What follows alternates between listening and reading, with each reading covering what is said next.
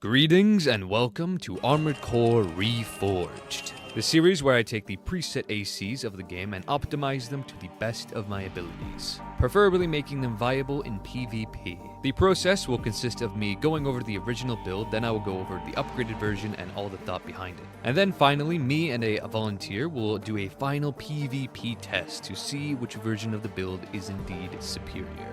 As well as after this video goes up, I will be making a community post where you guys can vote as to which preset will be the next featured on Reforged. But all that said, you have yourself a very good one, and enjoy. Greetings and welcome back to Reforged. We just finished the Vespers and all that good stuff, so if you want to see all those, as well as the red guns and some others just randomly, I'll link the playlist at the end of this video, indubitably. And to start off the Rubicon Liberation Front chapter, we're going to be starting with a little Ziyi's YUE AC, which we are going to be creating a PvP optimized version, no holds bars, as well as a lore accurate version. So without further ado, let's begin. Alrighty, and the YUE AC is very much a medium to close range, highly explosive, shield bearing bipedal AC. For the primary weapons, we have dual grenade launcher Iridium, and this thing is not too bad. It's very light, it has the quickest reload, as it is again the lightest out of all the grenade launchers. Its base damage and impact and blast radius is quite fine. So yeah, not too bad of a weapon. Although because it is not a bazooka, it does not have the proxy detonation feature, as well as the projectile speed is not incredibly fast. And you can see that reflected in its effective range only being 245 versus a bazooka, which has much higher. And for shoulder mounts we have nothing, and the SUTTC Pulse Buckler, which has a very high instant guard damage mitigation and dampening with a 1.6 second of instant guard duration, which is pretty nice. Its heat buildup is not great. This will overheat within a couple of uses, but the cooling is not too shabby. So pretty much good for parrying and only parrying. For the frame parts, we have full Basho, and with this current instrument, we have 11,500 AP, 1100 defenses, 1600 stability, and 308 boost speed. All in all, quite durable, although very slow. Although with a quick boost speed of 340, it's decently evasive. For inner parts, for boosters, we have the Kinkaku, which has max melee attack thrust, making it very nice for pure melee builds and or double melee builds. Although the other stats are not looking very good. A nice max assault boost EN consumption, meaning you can just assault boost for a long time, although you won't be going very fast, as well as it does have decently high quick boost EN consumption, meaning you won't burn too much energy while quick boosting as well. For FCS, we have the PO1, one of the first/worst FCS in the game, and for generator, the Yaba. Same case for the FCS, very early on, not the best. And for expansion, nothing. Alrighty, and for playstyle of the AC, fire out both of your grenade launchers, then quickly purge your weapons and use that quick ass speed with the Kinkaku booster for the punches. And that is the strat. End it with a kick, there you go, and then parry any damage, and yeah, you should have won by now then. Yeah, no, but the playstyle is, yeah, just kind of dance around the enemy, fire out your bazookas or your grenade launchers whenever you possibly can, parry in between the downtimes, and yeah, try to survive with your very tanky exterior. But yes, this is the original UA. Let's take it into the forge. これがレクイエムだ。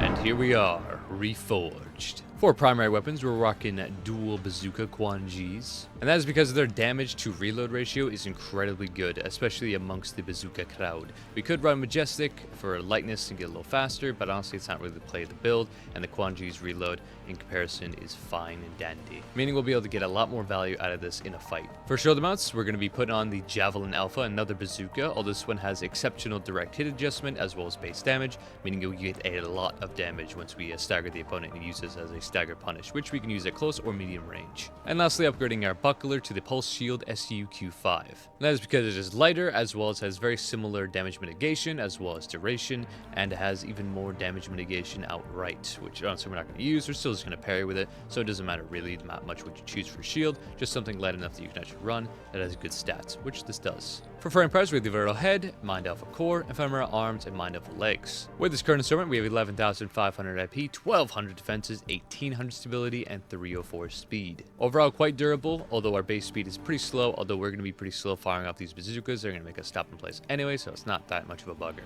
Although now we have a 341 boost speed, which is only one than last time, so still fairly evasive. For inner parts, for boosters, we have a Lula, which of course have incredible natural thrust, quick boost thrust, reload time, and assault boost, allowing us to be quite aggressive aggressive in our playstyle. For FCS, we have the Waltz, so we have decent tracking at all ranges, as well as the natural firearm spec from our ephemeral arms should carry us over the line for our medium range to be full. And for Generator and GI to handle all this tech and to be very aggressive indeed. Coral abide with the Rubicon indubitably. And for expansion, Pulse Armor. And for playstyle, exactly the same, dance around them, just hit them with bazookas, break stagger, switch your other bazooka, get that direct hit, all that good stuff.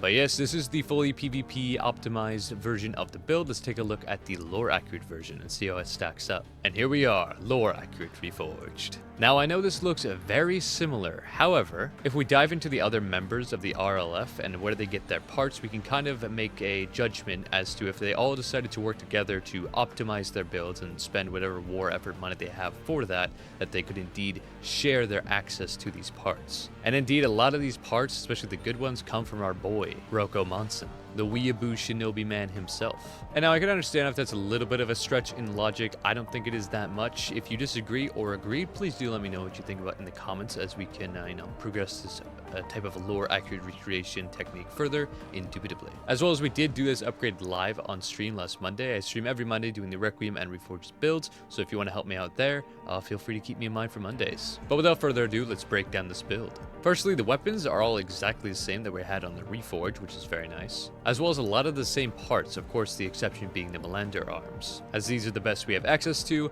outside of Mind Alpha, which we can't run, otherwise we're going to be overburdened. Although for inner parts for boosters, we're running with the PO4, as those are the best boosters we can run as part of the Fornalon company, and again through our Balaam connection running the Talbot FCS, and lastly the Mag Tank generator, as well as keeping the expansion Pulse Armor, as in this new timeline and where the RLF is more invested in the advancement of their actual, team, as they probably should have been, and that way they may have actually, succeeded in their goals. Little Ziyi could have indeed succeeded in the arena, getting some OS tuning chips, and getting herself an expansion, indeed. And I'm not going to go over the playstyle, as it's exactly the same as the Reforged variant. Alrighty, for the PvP test, I'm just going to use this variant, as if this variant can beat the original, then the fully upgraded version can most definitely. And helping me with this PvP test will be my good old buddy Hopeless Gaming over on Twitch. I'll have him linked in the description below. Very fun content, very good times. But yes, enjoy the fights. Here we are.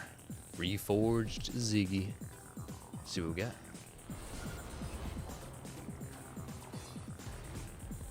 It looks pretty neat, but yeah, it was lagging like a motherfucker. Need a lot of computing optimized to run it. Understandable. Alright, let's see what we got here.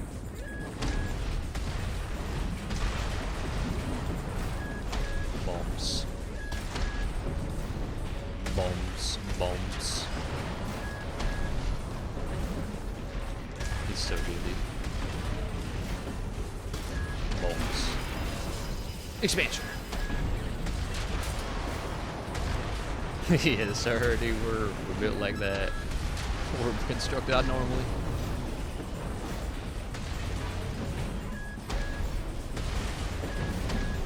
Should we have shields? This is just a bazooka joust. Let's go. I don't remember what FCS I have for this one, because this is lore accurate, so I need whatever I had access to, just as good as it can be. I think it's the Talbot, actually. For bazookas. I guess it's alright for bazookas, yeah. To the Abbot or Talbot. Javelins get that value. The trade is insane. Naughty. True, true. Here's the trade. There it is. Oh, trust me, this is nothing like Soul Shields. It's much harder to parry in that than in this. Although you do have a buckler, which is designed for parrying. Some of the best parrying shields in Souls.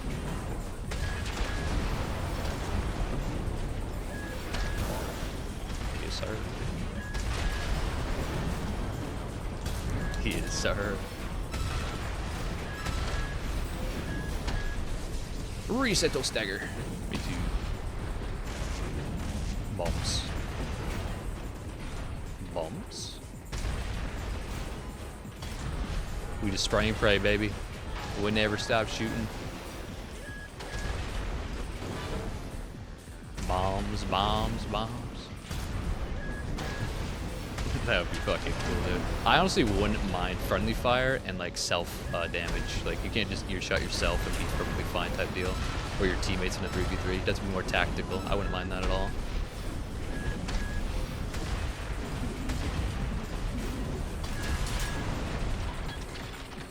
Yeah. I definitely think it's worth exploring for the next gun. Or next game, anyway. Yeah. I get that. Alrighty, and that is it for this episode of Reforged. If you have a epic name for this new creation, indubitably, the Reforged YUE, do let me know in the comments below, and I will pick it and announce it in the next video. Which, speaking of, after this video goes up, I'll be making a community post where y'all can vote on the next RLF member we take a look at. But that's pretty much it. I do have a Patreon, link in the description if you want to support me. But yeah, all is said, Coral, abide with Rubicon. Have a good one.